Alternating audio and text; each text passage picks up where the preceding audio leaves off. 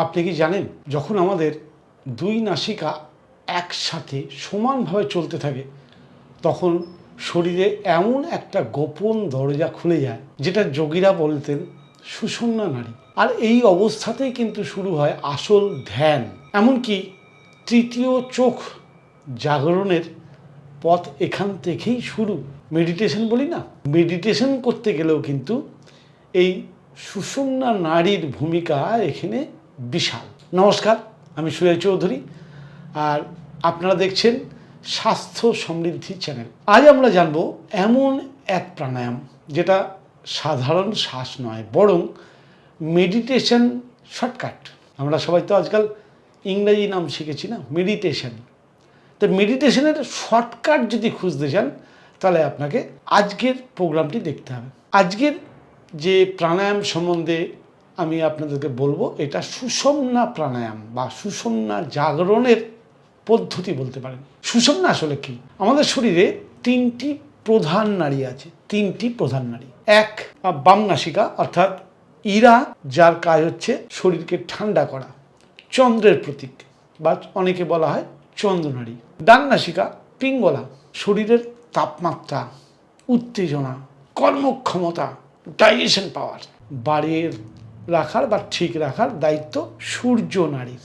আর এই দুটো ব্যালেন্স হলে মাঝখানে জাগৃত হয় সুষুম্না নাড়ি। সেটা সুষুম্না কাণ্ডের মধ্যে দিয়ে বলুন বা মেরুদণ্ডের মধ্যে দিয়ে বলুন প্রবাহিত হয়। সমস্যা হলো সাধারণ মানুষের ক্ষেত্রে সুষুম্না প্রায়ই ইনঅ্যাক্টিভ থাকে। আমরা দেখবেন, খেয়াল করে আপনারা সবাই একবার খেয়াল করে দেখুন যে আমরা কখনো বাম নাসিকা চলছে, কখনো ডান নাসিকা চলছে, কিন্তু দুই নাসিকা একসঙ্গে অ্যাক্টিভ থাকে রেয়ার টাইম, খুব অল্প সময়ের জন্য। আর ঠিক সেই যে সময়টা দুই নাসিকা একসঙ্গে চলছে সেটাই হচ্ছে ধ্যানের গোল্ডেন উইন্ডো।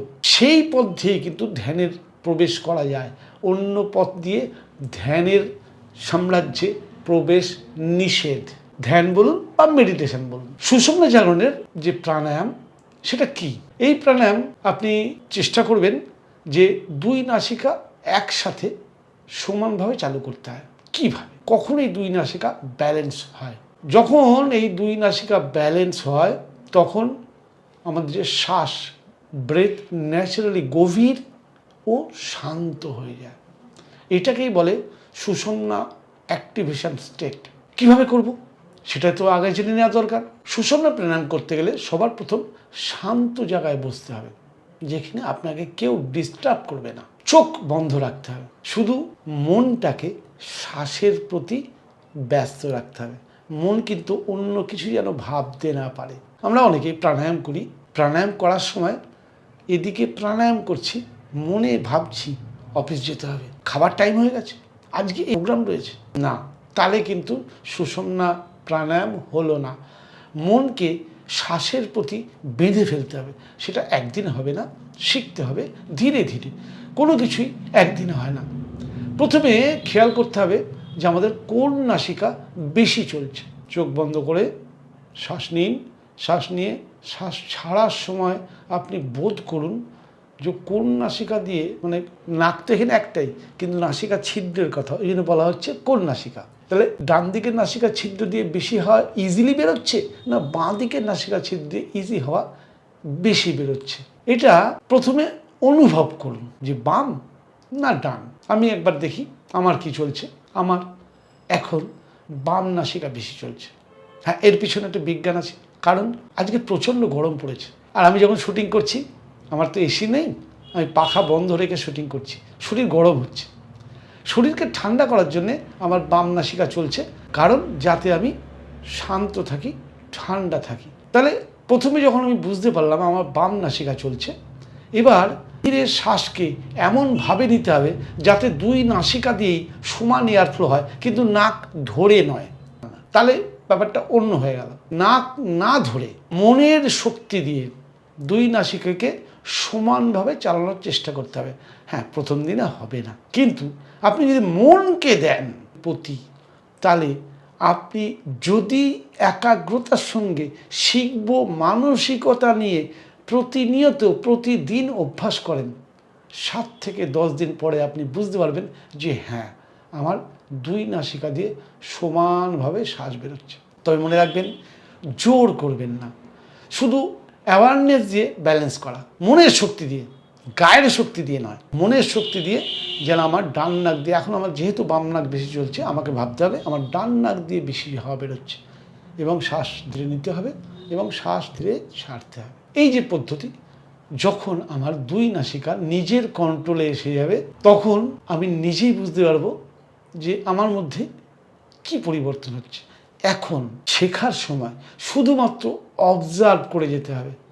শ্বাস ঢুকছে আর শ্বাস বেরোচ্ছে, শ্বাস ঢুকছে, শ্বাস বেরোচ্ছে, আর কিচ্ছু না। কখনোই জোর করে রাতারাতি একেবারে মাস্টার ডিগ্রি কমপ্লিট করা যায় না। অতএব ধীরে ধীরে ধীরে অভ্যাসকে তৈরি করতে হবে। আসল অভিজ্ঞতা কখন হবে যাবেন? যখন সঠিকভাবে হবে। কি করে বুঝবেন আমার সঠিক হচ্ছে কিনা? যখন আপনার সঠিক হবে, তখন শ্বাস খুব সূক্ষ্ম হয়ে যাবে, মন অটোমেটিক শান্ত হয়ে যাবে, চিন্তা কমে যাবে।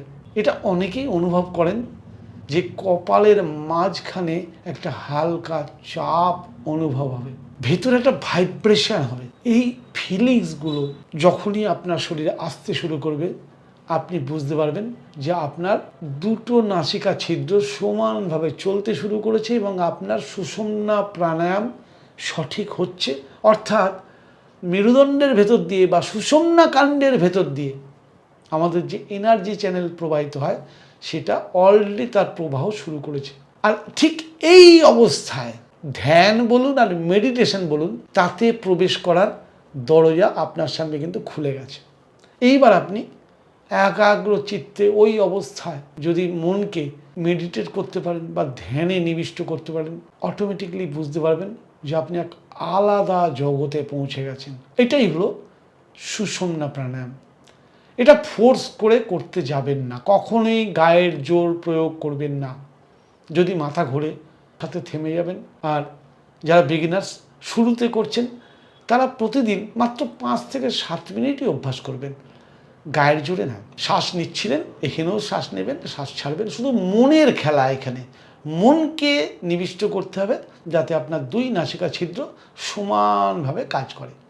যোগশাস্ত্রে বলা হয়, যখন সুষুম্না সক্রিয় হয় তখনই আসল যোগ শুরু হয়। এর আগে সবই প্রিপারেশন, এর পরেই শুরু হয় ট্রান্সফরমেশন। যে ট্রান্সফরমেশনের জন্য আমরা যোগ করব বলি, সুষুম্না নাড়ি যতক্ষণ জাগৃত না হবে ততক্ষণ পর্যন্ত শাস্ত্রের কথা অনুযায়ী সবটাই প্রিপারেশন। দেখবেন ফিজিক্যাল এক্সারসাইজ করলে, ব্রিস্ক ওয়ার্কিং করলে আমাদের 2 নাসা ছিদ্র সমানভাবে চলতে শুরু করে। আপনি পরীক্ষা করে দেখবেন। তখন আপনি মেডিটেশন, ধ্যান করতে শুরু করুন, তখন আপনার শরীরে প্রচুর কাজ হবে।